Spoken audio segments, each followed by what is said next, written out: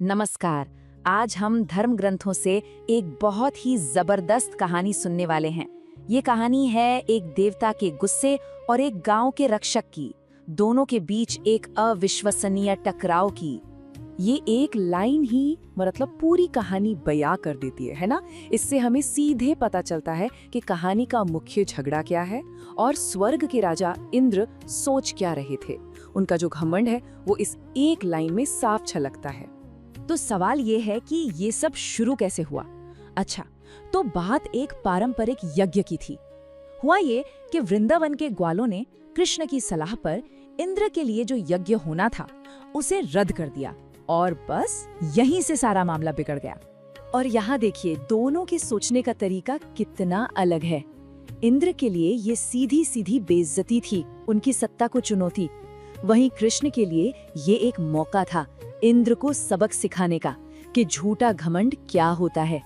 देखिए, इंद्र तो कृष्ण को बस एक बातूनी लड़का समझ रहे थे और कृष्ण को साफ दिख रहा था कि इंद्र कैसे अपनी शक्ति के नशे में चूर हैं। तो असली जड़ यही थी, उनका घमंड। धर्म ग्रंथों के हिसाब से इंद्र की सबसे बड़ी प्रॉब्लम ही उनका अहंकार था। मतलब अपनी ताकत के घमंड में वो इतने अंधे हो गए थे कि जो असली परम शक्ति है उसी को चैलेंज करने निकल पड़े।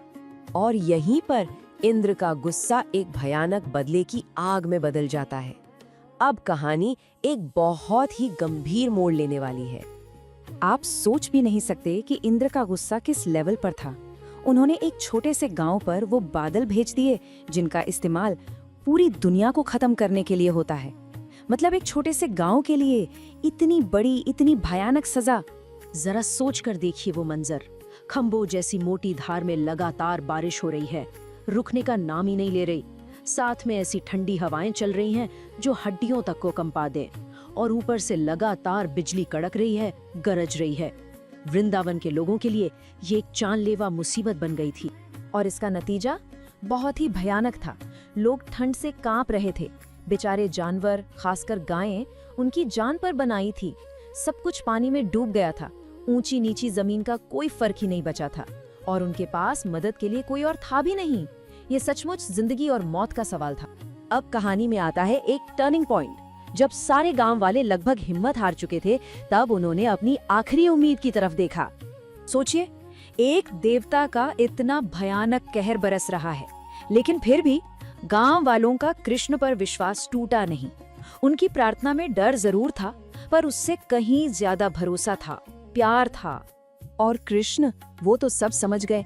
उन्होंने देख लिया कि ये सिर्फ कोई तूफान नहीं है, ये तो इंद्र के घमंड का नतीजा है, एक चुनौती है।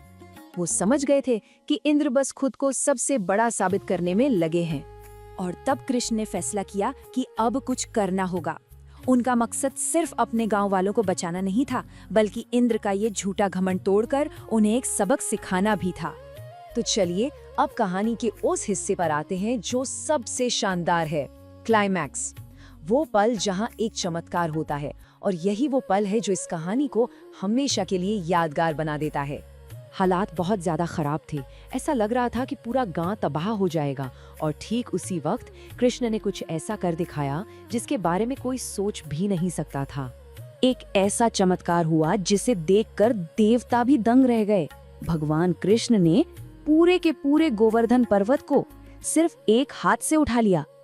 और ये तुलना की जैसे कोई बच्चा जमीन से मशरूम उठाता है, ये पूरी तरह से बताती है कि ये काम उनके लिए कितना आसान था।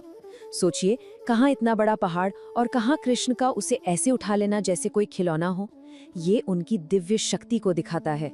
उनके लिए ये कोई मेहनत का काम था ही नहीं, बस एक खेल था। और वो पहाड़, वो उस भयानक तूफान से बचाने वाला एक बहुत बड़ा छाता बन गया, भगवान की सुरक्षा का प्रतीक। कृष्ण ने सभी गांव वालों को और उनके सारे जानवरों को उस पहाड़ रूपी छाते के नीचे आ जाने को कहा। तो अब कहानी अपने अंजाम तक पहुंच रही है। चलिए देखते हैं कि इसके बाद क्या हुआ और इससे हमें क्या सीखने को मिलता है। कृष्ण की ये अद्भुत, ये चमत्कारी शक्ति देखकर इंद्र तो बस हैरान रह गए, भौचक्के रह गए। असली ताकत क्या होती है ये देखकर उनका सारा घमंड एक झटके में टूट गया। उन्हें अपनी गलती का एहसास हो गया और उन्होंने तूफान को रोक दिया। और ये कोई एक दो पल का चमत्कार नहीं था। कृष्ण ने पूरे 7 दिनों तक उस पहाड़ को अपने हाथ पर उठाए रखा, जब तक इंद्र ने हार नहीं मान ली और बारिश पूरी तरह बंद नहीं हो गई, सूरज वापस नहीं निकल आया। इसके बाद का नजारा देखने लायक था। एक जश्न का माहौल था। कृष्ण ने धीरे से पहाड़ को उसकी जगह पर वापस रख दिया। सारे लोग खुशी से, प्यार से उन्हें गले लगा रहे थे। आसमान से देवता भी फूल बरसा रहे थे। ये घमंड पर भरोसे की और विनाश पर सुरक्षा की जीत का जश्न था। और आखिर में ये कहानी हमारे सामने एक बहुत बड़ा सवाल छोड़ जाती है कि असली ताकत का मतलब क्या है। क्या ताकत वो है जो सब कुछ नष्ट कर सकती है, या वो जो सबकी रक्षा करना चाहती है? ये हमें सोचने पर मजबूर करती है कि सच्ची महानता विनाश करने में नहीं बल्कि बचाने में है। इस दिव्य कथा को सुनने के लिए आपका हृदय से धन्यवाद। यदि यह कथा आपको भीतर तक छू गई हो तो कृपया चैनल सनत श्रुति को सब्सक्राइब करें, वीडियो को लाइक करें और नीचे कमेंट में अपने विचार अवश्य लिखें। ऐसी ही और सनातन कथाओं के लिए हमारे साथ जुड़े रहें। जय श्री कृष्ण।